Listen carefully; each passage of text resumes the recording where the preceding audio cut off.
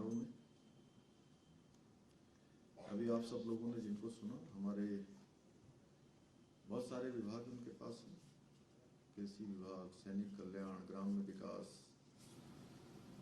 सभी विभागों में लगातार उनको आगे बढ़ाने के लिए काम करने वाले। और इस जो मुख्य सेवक सदन है जिसमें आप सब लोगों में से बहुत सारे लोग पहली बार आए होंगे। कितने लोग आए पहली बार? ज़्यादातर लोग पहली बार आए हैं। इस मुख्य सेवक सदन, ये मुख्यमंत्री आवास, राजभवन, ये जितना भी परिसर है आसपास का, एक कैंट क्षेत्र से इधर को लगा हुआ, उसके माननीय विधायक भी हैं। आप मसूरी विधानसभा बोलते हैं इसको, मसूरी विधानसभा के विधायक और हमारे कैबिनेट मंत्री आदरणीय गणेश जोशी जी,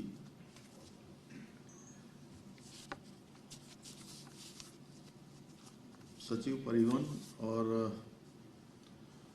लगातार जो परिवहन विभाग को आगे बढ़ाने के लिए काम कर रहे हैं श्री अरविंद सिंह हेंकी जी, प्रबंध निदेशक उत्तराखंड परिवहन निगम श्री आनंद श्रीवास्तव, डॉक्टर आनंद श्रीवास्तव जी, सनत जी, और सभी यहाँ पर आए हुए हमारे परिवहन विभाग के सभी अधिकारीगण, सभी परिवहन विभाग के कार्मिक, और आज जिनको नियुक्ति पत्र प्राप्त हुए हैं, ऐसे हमारे चालक, परिचालक, सहायक लेखाकार, मैं सबसे पहले तो आप सभी को आज इस शुभ अवसर पर, मैं कहूँगा शुभ अवसर, जो आप सबके जीवन में संघर्ष से, परिश्रम से, साधना से और भगवान की कृपा से, आप सबके माता पिता की आशीर्वाद से, सभी सहयोगियों के, बुजुर्गों के, सबकी सद्भावनाओं से आपको अवसर मिला है। उसकी मैं आप सबको बहुत बधाई देता हूँ, शुभकामनाएं देता हूँ।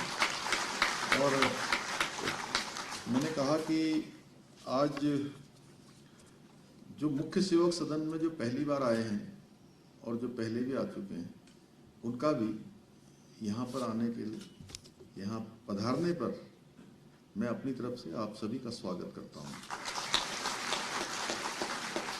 इसके साथ ही मैं उन 16 बहनों को बधाई और शुभकामनाएं देता हूँ जिन्हें परिवहन विभाग द्वारा निःशुल्क ड्राइविंग लाइसेंस परीक्षण दिलाने के उपरांत आज लाइसेंस देकर उन्हें एक तरह से स्वावलंबी बनाने की दिशा में प्रेरित किया गया है, अग्रसर किया गया है। आत्मनिर्भर बनाने की दिशा में वो आगे बढ़े हैं। और आज जिन चालकों, परिचालकों व सहायक लेखाकारों को जिनको नियुक्ति पत्र मिले हैं, मैं उनसे यही कहना चाहूँगा कि कड़ी मेहनत से, लगन से आप सब, आपको जो नया ये दायित्व मिला है, उस दायित्वों के, कर्तव्यों का निर्वहन करें, क्योंकि सच्ची लगन और कड़ी मेहनत और ध्येय मानकर, जीवन का ये आपका ध्येय होना चाहिए कि सतत रूप से मुझे सेवा में लगना है। और सतत रूप से आप लगेंगे तो मैं एक बात कह सकता हूँ कि आपको ऊर्जा भी मिलेगी, आपके अंदर उत्साह भी आएगा, भगवान की भी कृपा होगी, लोगों की दुआएं भी आपको मिलेंगी। और इन सब का कोई विकल्प नहीं होता है। संकल्प जब होता है उसमें विकल्प नहीं होता है। और यह भी आपका संकल्प है कि आपको अपनी सेवा बहुत अच्छे तरीके से करनी है। और पहले दिन से देखिए, कई बार क्या होता है, मैं थोड़ा अपने अनुभव के आधार पर भी बता रहा हूँ। अब आपको सेवा तो मिल गई, जब तक सेवा नहीं मिलती है तब तक हम सोचते हैं सेवा मिल जाए, सेवा मिल जाए। और सेवा मिलने के बाद थोड़ा सा हम कुछ दिनों तक तो रहते हैं अनुशासन में, नया नया अच्छा काम करना है, करना है, वो करना है। लेकिन कुछ दिनों के बाद फिर अपने साथ हम अनुशासन नहीं बरतते हैं। अब इसमें एक काम जरूर है, विभाग की जो औपचारिकताएं हैं, विभाग का जो टाइम टेबल है, अनुशासन है, वो सब पर लागू होता है। लेकिन वो एक तरह से विभाग का टाइम टेबल है।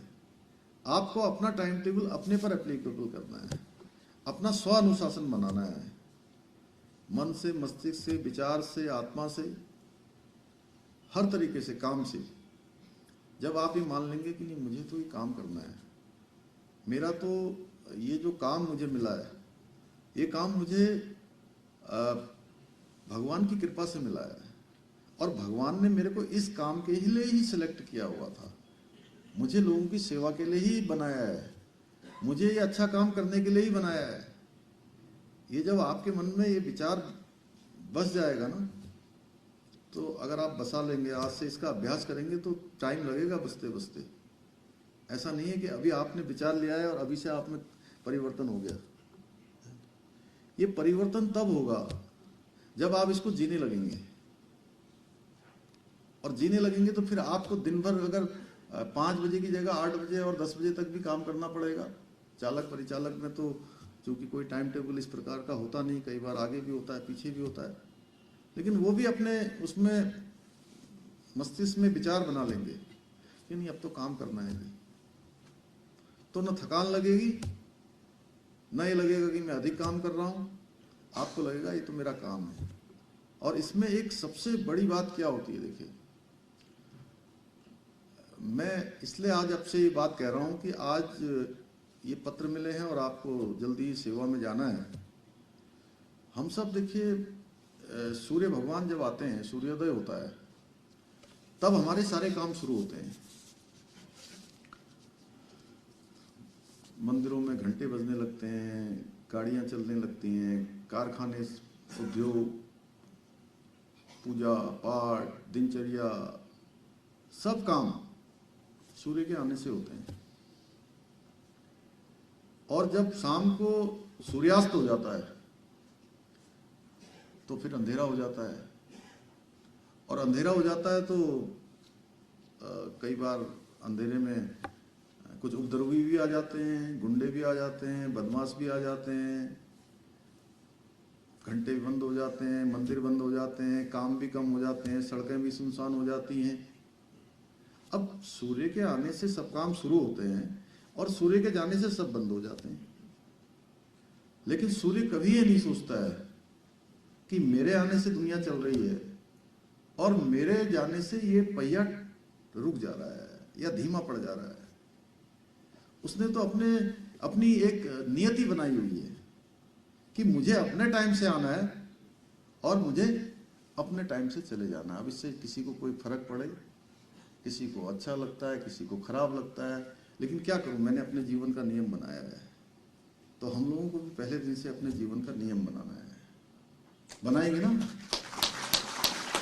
तो मुझे पूरा विश्वास है कि परिवहन सेवा को सुचारू रूप से जारी रखने के लिए जो हमारे चालक हैं, परिचालक हैं, लेखाकार हैं, सभी का दायित्व तो बहुत महत्वपूर्ण है, क्योंकि आप लोग दिन रात जो यात्री हैं उनकी सेवा में लगे रहते हैं। और मुझे बताया गया पिछले दिनों की जो हमारा निगम है वो काफ़ी वित्तीय संकट से जूझ रहा था, और उसके चलते हम लोगों को कई बार जो वेतन देने के लिए भी उसका बहुत परेशानियों का सामना करना पड़ता था। राज्य सरकार की तरफ से अलग से हमको व्यवस्था करनी पड़ती थी, मंत्रिमंडल में हम जाकर जो है उसकी व्यवस्था करते थे। और इसके साथ ही जो हमारे रिटायरमेंट के लोग हैं उनको भी जो उनका भुगतान है कई वर्षों से ऐसे लंबित पड़ा हुआ था। और पिछले वर्ष से जो परिवहन निगम के कर्मचारियों ने निगम के प्रबंधन के प्रयासों को अच्छे कामों से, मेहनत से, परिणाम से, अच्छे प्रबंधन से उससे उभारा है। पिछले साल 29 करोड़ रुपए का मुनाफा हुआ और इस वर्ष लगभग 36 करोड़ के मुनाफे की जो है पूरी हमको उम्मीद है। और इसी का परिणाम है कि देखिए इतने लंबे समय से अभी आदरणीय गणेश जोशी जी कह रहे थे कि हमारे जो आश्रित हैं उनको लाभ नहीं मिल पा रहा था, मृतक आश्रितों का लाभ नहीं मिल पा रहा था, और हम लोगों को भी बड़ा कष्ट होता था। खास तौर से जब मैं टनकपुर जाता था तो बार बार मुझे सब मिल जाते थे और मन में बड़ी दुविधा होती थी। एक दिन हैंकी जी भी थे वहाँ पर, मैंने कहा हैंकी जी इनको अब होना ही चाहिए। और हम लोगों ने तय किया कि इनको लाभ दिया जाएगा, इनको आश्रितों को समायोजित किया जाएगा, उनको सेवा में रखा जाएगा।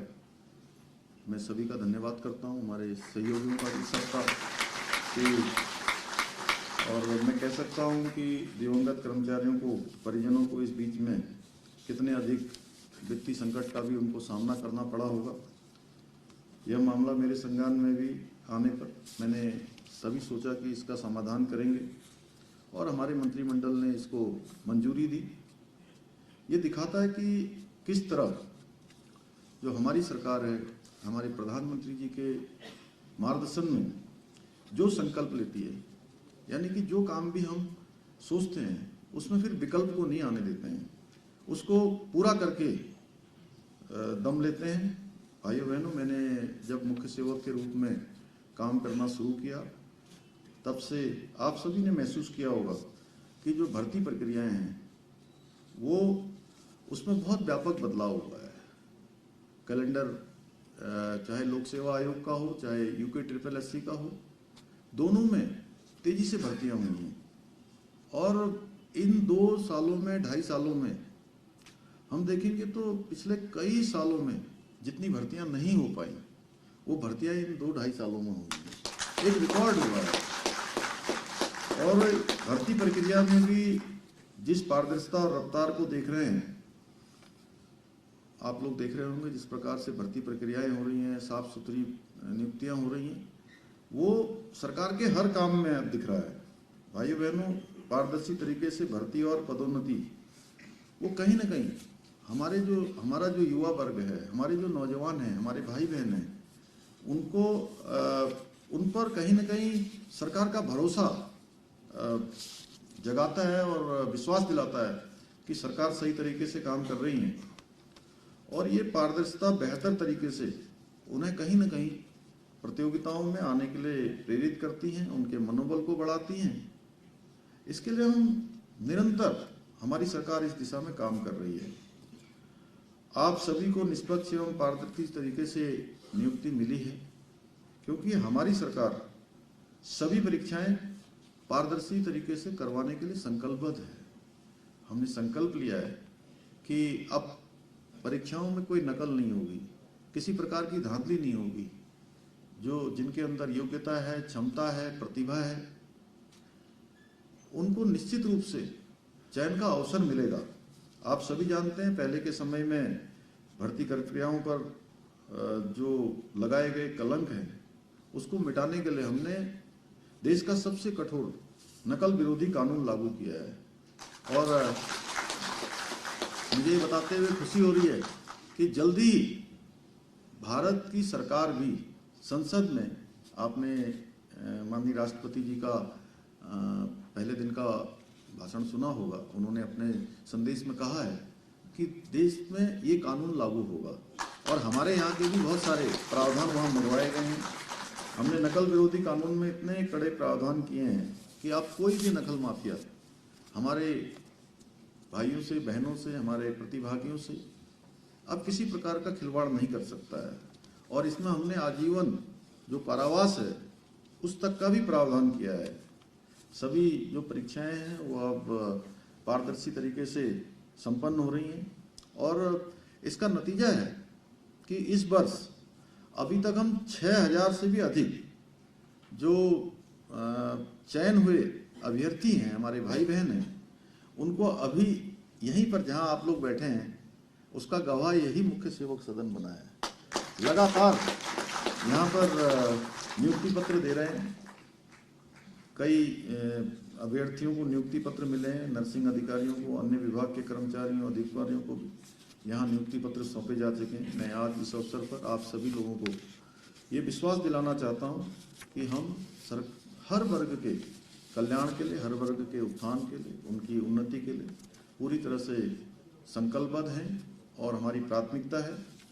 मुझे आशा है कि आप सभी जो नियुक्ति पत्र आपको मिले हैं, काम मिला है, अपने अधिक प्रयासों से आने वाले समय में जो हमारा परिवहन निगम है, परिवहन विभाग है, उसकी छवि को और बेहतर करने का काम करेंगे, अपना योगदान सुनिश्चित करेंगे। क्योंकि हमारे राज्य में जो परिवहन सेवाएं हैं, परिवहन विभाग है, उसका बहुत बड़ा रोल है।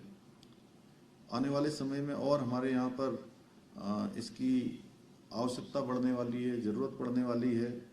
और हम जो हमारे बस अड्डे हैं, हमारी सड़कें हैं, हमारे पार्किंग हैं, उन सभी को उसी के अनुरूप हम एक प्लानिंग कर रहे हैं कि आने वाले समय में किस प्रकार की हमको ज़रूरत होगी। आप देख रहे हैं आज पर्यटकों का जिस प्रकार से राज्य के अंदर आना हो रहा है, श्रद्धालुओं का, तीर्थयात्रियों का, चार धाम यात्रा में, आने वाले समय में मानस खंड यात्रा में, तमाम दूरस्थ क्षेत्रों में हमारी यात्राएं चलने वाली हैं। उसमें आप सबका योगदान बहुत महत्वपूर्ण होने वाला है, क्योंकि आज पूरी दुनिया के अंदर उत्तराखंड का एक अलग स्थान बनता जा रहा है। लोग उत्तराखंड की ओर आकर्षित हो रहे हैं, आकर्षण बढ़ा है। इन्वेस्टर ग्लोबल समिट में हमने अभी 3.5 लाख करोड़ से भी ज़्यादा के हमारे साथ निवेशकों ने करार किए हैं। हर एक क्षेत्र में उत्तराखंड एक उपलब्धि हासिल कर रहा है और हमने संकल्प लिया है कि हम देश के जो अग्रणी राज्य हैं, उन राज्यों में हमारा स्थान होना चाहिए। हम एक आदर्श राज्य के रूप में जाने चाहिए। हम हिंदुस्तान के श्रेष्ठ राज्य में हमारी गिनती हो। तो इस संकल्प अकेले मेरा नहीं है, ये संकल्प उत्तराखंड के हर एक भाई बहन का है, हर एक जनगण मन का है, उत्तराखंड में रहने वाले हर एक व्यक्ति का है और 1,25,00,000 भाई बहनों का संकल्प है। ये हम सब की सामूहिक यात्रा है। इस सामूहिक यात्रा को हमने गंतव्य तक पहुंचाना है। गंतव्य जानते हैं ना सब, जहां पहुंचना है, और हमारा गंतव्य है हम हिंदुस्तान के श्रेष्ठ राज्यों में शामिल हों, अग्रणी राज्यों में शामिल हों। उस यात्रा के आप सब सहयात्री हैं, हम सब सहयात्री हैं। अब मेरे हाथ में एक ध्वज है जो आप लोगों ने ही मुझे दिया है, जो उत्तराखंड की देवतुल्य जनता ने मुझे दिया है। तो उस ध्वज के नाते मैं आगे हूं, इसलिए मैं संकल्प ले रहा हूं। तो इस संकल्प मेरा अकेले का नहीं है। यहाँ गणेश जोशी जी का संकल्प नहीं है अकेले का, हैंकी जी का भी नहीं है कि परिवहन विभाग के सचिव हैं। ये संकल्प हमारा सामूहिक है और हम सामूहिकता से जब आगे बढ़ेंगे, कदम से कदम मिलाएंगे, कंधों से कंधे मिलाएंगे, विचार से विचार मिलाएंगे और पूरी शक्ति के साथ आगे बढ़ेंगे, तो परमात्मा की हमारे ऊपर बहुत बड़ी कृपा है, प्रकृति का भी हमारे ऊपर आशीर्वाद है, भगवानों की भी कृपा है।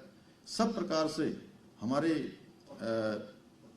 लिए स्थितियां अनुकूल हैं। हमारे प्रधानमंत्री जी ने भी एक बार नहीं अनेक बार ये कहा है कि ये 21वीं सदी का जो तीसरा दशक है वो उत्तराखंड का दशक होगा, यानी कि हर क्षेत्र में उत्तराखंड आगे होगा। तो इस दशक को उत्तराखंड का दशक बनाना है हमने। प्रधानमंत्री जी के शब्द जहां हमको प्रेरणा देते हैं, हमें ऊर्जा देते हैं, वहीं हमारे अंदर एक कर्तव्य के बोध को भी जो है कहीं ना कहीं जगाने का काम करते हैं कि हम भी कुछ न कुछ योगदान करें कि ये दशक उत्तराखंड का दशक हो। मुझे पूरी उम्मीद है कि आप सब लोग इस जो हमारा विकल्प रहित संकल्प है, इसको सिद्ध करने में अपना योगदान देंगे। एक बार फिर से मैं आप सभी को शुभकामनाएं देते हुए, आप सबके उज्जवल भविष्य की कामना करते हुए अपनी बात समाप्त करता हूँ।